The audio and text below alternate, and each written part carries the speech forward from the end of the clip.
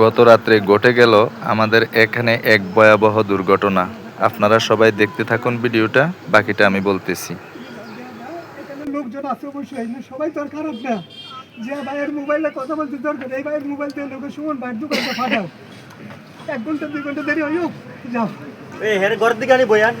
যে মানুষগুলো ওখানে আছেন, এই মানুষগুলো দেখেন, এত দয়ালু মানুষ আমি এই প্রথম দেখলাম। এত ভালো মানুষ আমি প্রথম দেখলাম। একজন বিপদী মানুষের পাশে এইভাবে দাঁড়ায় আমি এই সর্বপ্রথম আমার চোখে পড়লো। এই মানুষটা আজকে 2 দিন যাবৎ রাস্তায় ঘুরতেছে, অনাহারে, অবস্থা খুবই ভয়াবহ। ওনার বাড়ি হচ্ছে নাটোরে। উনি আজকে 2 দিন যাবৎ অনাহারে, অসুস্থতায় ভুগতেছেন। এই সর্বপ্রথম আমাদের বাজারের একজন ডাক্তার সাহেব আমার হাতে 500 টাকা দেয়, দিয়ে বলে যে ওনাকে আগে খাওয়ান, পরে ওনাকে বাড়িতে পৌঁছানোর ব্যবস্থা করেন। ডাক্তার সাহেবের উদ্যোগ দেখে বাকি যারা ছিলেন প্রত্যেকের পকেটে তাৎক্ষণিক যা ছিল সব টাকাই বের করে দিয়ে দেয় ওনার জন্য। আমরা অনেকগুলো টাকা পাই ওনার জন্য। দেখতে থাকুন। কে যে কখন বিপদে পড়ে যায় সেটা তো বলা যায় না। তাই এখানে যারা ছিলেন প্রত্যেকটা মানুষ অনেক ভালো। তারা যার পকেটে যা ছিল তাই দেওয়ার চেষ্টা করতেছে এই মানুষটার জন্য। আসলে এই ধরনের মানুষ, মন মানসিকতার মানুষ এখনো যে আছে, এটা আমি আসলে কল্পনাও করতে পারিনি।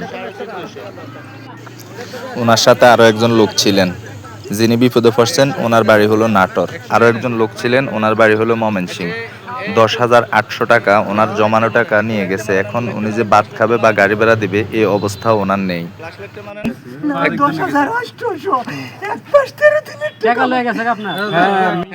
ইনি হলেন আমাদের বিজরা পশ্চিম বাজারের দাঁতের ডাক্তার।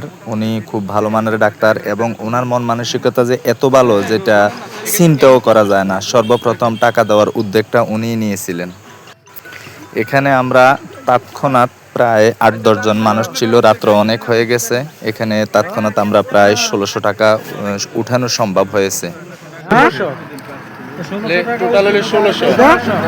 ডাক্তার সাহেব আগে দিছেন 500, পরে আবার দিছেন 100 টাকা, টোটাল 600 টাকা দিছেন ডাক্তার সাহেব।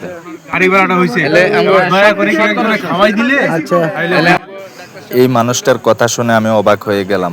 দেখেন, এত কষ্ট পাইতেছে নিজে, অথচ বাড়িতে ফোন দিয়ে বলছে যে আমার মায়ে যেন না জানে আমি যে এই বিপদে আছি। ওখানে না যাইতে যে আমরা এখান থেকে ম্যানেজ করে দিছি। আমার মা ডারে যাতে না জানে, আমার মাটা প্রতিবন্ধী, আমি একাই সওয়াল, আমার মাটা পড়ে যাইব। প্রত্যেকটা মানুষে ওনাকে যে পরিমাণ সান্ত্বনা দিচ্ছে, যা আপন রক্তের কেউ হয়তো অনেক সময় এভাবে দেয় না। আপনারা সকলে দেখতে থাকুন। এভাবে মানবিক কাজগুলা আমরা যদি একজন মানুষ বিপদে পড়ে তার বিপদটা যদি উদ্ধার করার চেষ্টা করি তাহলে মনে হয় প্রত্যেকের জন্য ভালো হয়।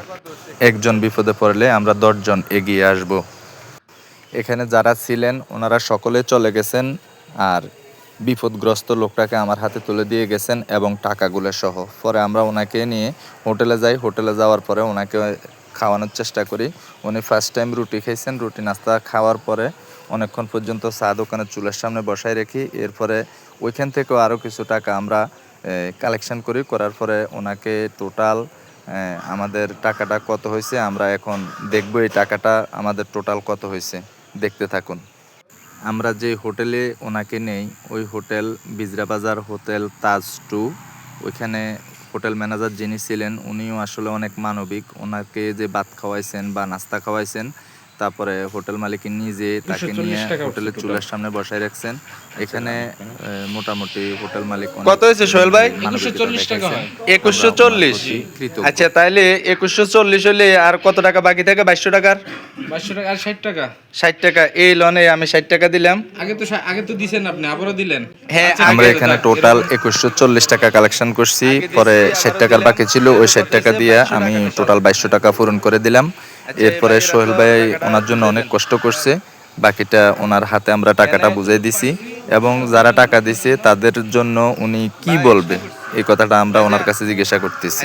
যারা এই টাকাটা আপনারে দিছে, এদিকে চান, যারা এই টাকাটা আপনারে দিছে তাদের উদ্দেশ্যে কি বলবেন বলেন? যারা এই টাকাটা আপনারে দিছে, বাসায় রাখুক, আমি দোয়া করি ভাই। আমার মাথায় যতগুলো হয় আল্লাহ তা করে দেখ ভাই। আমি দোয়া করি যাতে আমার বিপদের টাইমে এই টাকাটা আমার জন্য অনেক কিছু ভাই।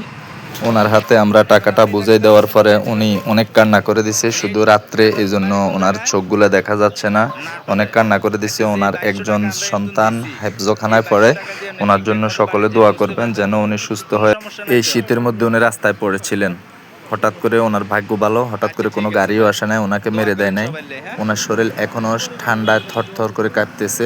আপনারা সকলে ওনার জন্য